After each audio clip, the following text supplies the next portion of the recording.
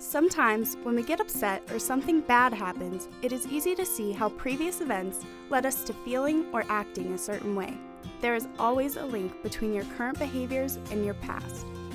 Examining this link is a powerful tool that you can use to ease emotionally upsetting events, reduce vulnerabilities, and fix the damages. To examine this link, we will be using a chain analysis. First, we need to identify what the problem behavior is. Problem behaviors may not necessarily be behaviors. They can also be thoughts, spoken words, or feelings.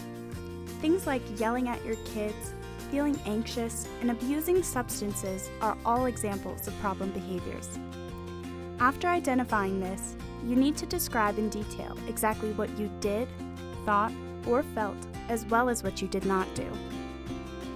Then we need to figure out what the prompting event was.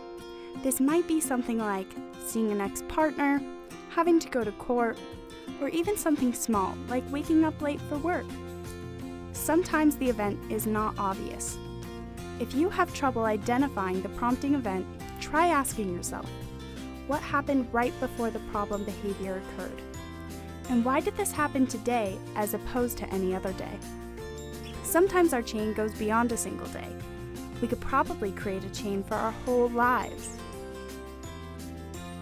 Now we need to identify any vulnerability that might have made us less able to effectively deal with the prompting event. Being sick, hungry, or stressed can all be vulnerabilities. So far, we have identified our problem behavior, the prompting event, and our vulnerabilities. Now we need to fill in the details that link our prompting event with our problem behavior. These links can be behaviors, thoughts, emotions, or outside actions. Walk yourself through each link in the chain by asking, is there another thought, feeling, behavior, or event that happened? And could someone else have felt, thought, or behaved differently? Then explain how it was that you came to have the conclusion you did, providing as many links as possible. Finally, identify the consequences of the problem behavior. Ask, how did others react to the problem behavior? And how did I feel after the problem behavior, both immediately and later on? Now we have created a chain to reduce our vulnerabilities and plan for future situations. Let's walk through an example together. Meet Annie. Annie has had a tough life, but she is a fighter. Annie left her abusive boyfriend, Eddie, 6 months ago after her kids were removed from the home. Today, Annie had a court date to get reunited with her kids. At the courthouse, the judge told her he would not reunite her with her kids because she smelled like alcohol and appeared drunk. Oh no, Annie, what happened? We know the problem behavior was showing up to court after drinking, that the prompting event was having to go to court, and her vulnerabilities were poor sleep, anxiety, hunger, and intoxication.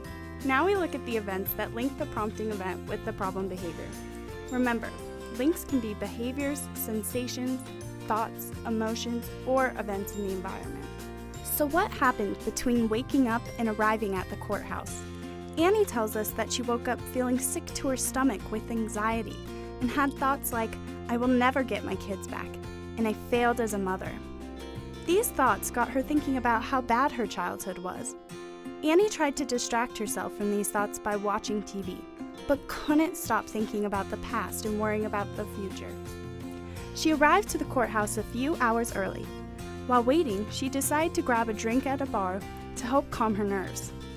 When she was at the bar, she got a text from Eddie saying how she had failed him. After this, she drank more, forgetting she hadn't eaten. The consequence of the problem behavior was her not being reunited with her kids. Now that we know how Annie got to where she is, we can see what Annie could have done differently and know what she can do in the future. Annie's vulnerabilities were a lack of sleep, anxiety, hunger, and intoxication. Her anxiety makes perfect sense, however, it is only making the situation worse. In our first link, Annie also could have changed the course of events by challenging her thoughts, remaining descriptive rather than judgmental. Annie could have used mindfulness techniques by actively throwing herself into an activity, like running, drawing, or cleaning. Rather than passively hoping for the TV to distract her, Annie's nerves would be eased. Annie could have also tried a self-soothe by doing something nice for herself, such as taking a bath or listening to her favorite song.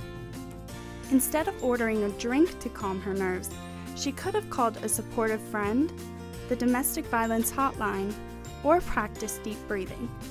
Challenging her thoughts about Eddie's text could have also improved her mood and stopped her from drinking more. Intervening at any one of these links could have changed the way things turned out. Now Annie knows what led to her problem behaviors and knows what she should do in the future. For now, Annie can try to repair the damage. She can apologize to her caseworker and explain what happened, making her caseworker more likely to keep fighting for Annie to get her kids back. At Annie's next hearing, she uses her prevention plan. She explains to the judge what happened before and how she has changed her behavior through chains. In doing so, Annie is reunited with her kids. Great job, Annie. You have used chains to help your behavior.